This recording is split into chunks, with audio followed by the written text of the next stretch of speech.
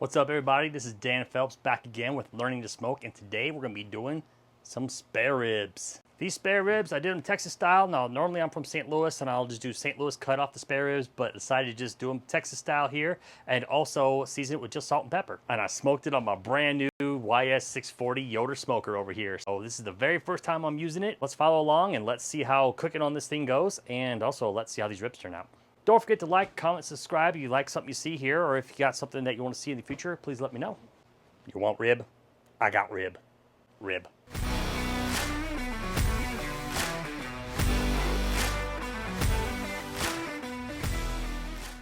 To begin, I'm going to bust out my Yoder Smoker YS640 grill. This will be my first time using it since I put it together, so I'm going to take the cover off and get cracking here. This grill is handcrafted in the USA, built in Yoder, Kansas, and I'm excited to get going on it. So what I'm going to do is power it on, and then I'm going to go to the menu and I'm going to turn it to 250 degrees. Now, usually ribs do between 225, 250. I'm going 250 on these. I'm going to take a rack of spare ribs. I've actually got 2 racks, but I'm going to basically just show you one here. I'm going to take it out of the packaging and put it down on the cutting board. And I'm going to take a paper towel and dry off some of those wet spots there. I like to just rub a paper towel through it just lightly. And as we prep these ribs, I'm going to flip it over here, and you're going to see this little flap right there. I'm going to cut that off because that's not going to do much for you during the cook. So cut that off, but don't necessarily throw it away. You could always use that meat and cook it for yourself. But there's also this flap here on the end too that I'm going to cut off as well, just kind of square off the end right there. And you don't have to throw that away either. You can actually keep that for something else. But now I'm going to pull the membrane off. I'm going to stick a knife under, a butter knife that is, under one side of the ribs, under the membrane. Peel it back, and then take the paper towel and pull it off. Now, you don't necessarily need to remove the membrane. That's up to preference, but that's something I like to do. Now I'm going to put the salt and pepper together, just using some Redmond real salt, and I'm also going to throw in some pepper there too, and just mix that together. And what I've got here is good enough for about 1 rack of ribs.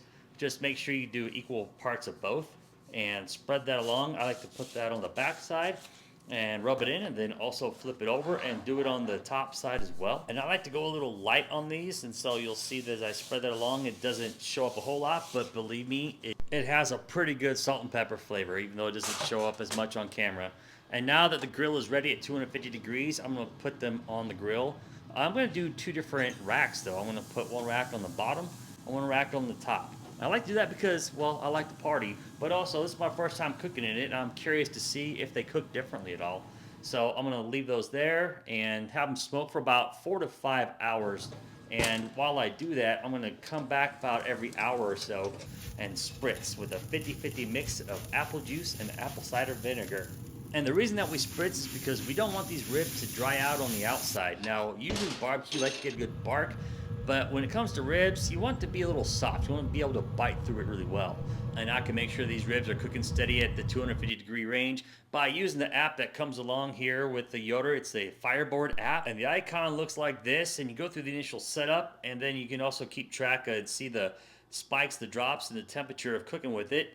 You can also set the temperature and adjust that there through the app itself.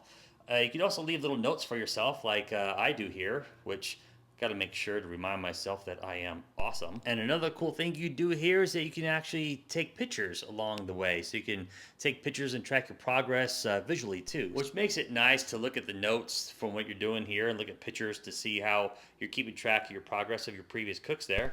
And now that it's been cooking for close to 5 hours, I'm going to pull the lid up and take a look. And I'm going to use my ThermoPen from ThermoWorks to check the temperatures on these things. I'm going to make sure it's a probe between the bones. And I'm looking for a temperature of about 195 degrees. That's the ideal temperature that I like to pull them off at because it gives me a clean bite through and it's pretty tender. I know some pit masters like to make it flap like a bird. That's how they know it's done without even checking the temperature. And also the bones. If the bones are showing, that's a good indication that they're done too. So as you can see, we got some bones showing. Temperatures are good between the ribs, and we're good to go. Now I let these rest. I wrap them in foil for a little bit before I serve them up, or at least before I start cutting them up. But now we're going to take them off, and we're going to put them on the cutting board, and we're going to start slicing them up. Now, when it comes to cutting ribs, you could cut them face up like that, or you could do it with the bones up. I prefer the bones up, but also sometimes the spare ribs have that little bone there on the corner. I'm going to just cut that off. It's attached to cartilage, so keep in mind when you do spare ribs, there's cartilage in the top part.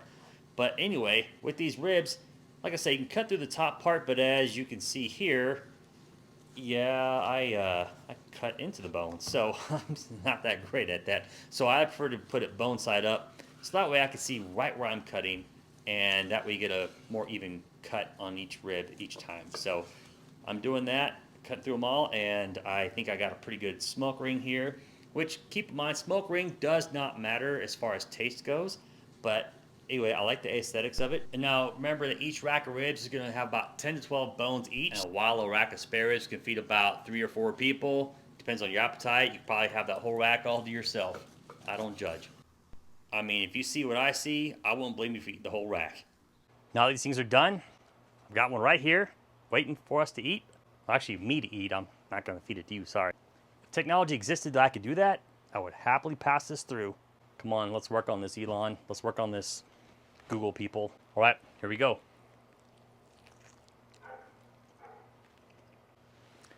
Clean bite through. This is what I love. Now, normally with barbecue, you can either have a clean bite through or you can even have just fall off the bone.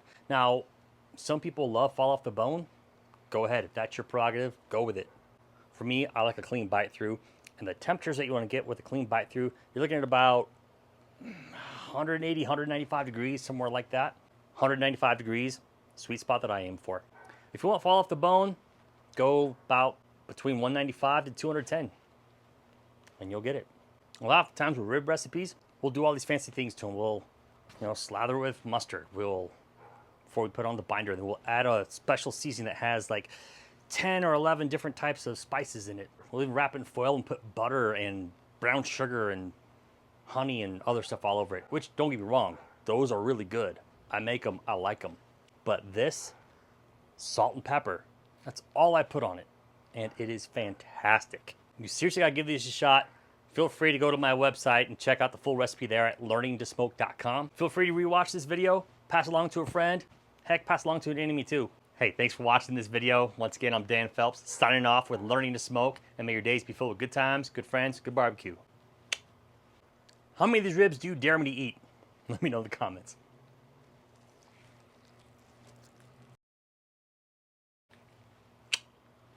Oh, I broke that. And stop looking at my burnt yard behind me. It's been a rough summer in the high elevation desert, okay?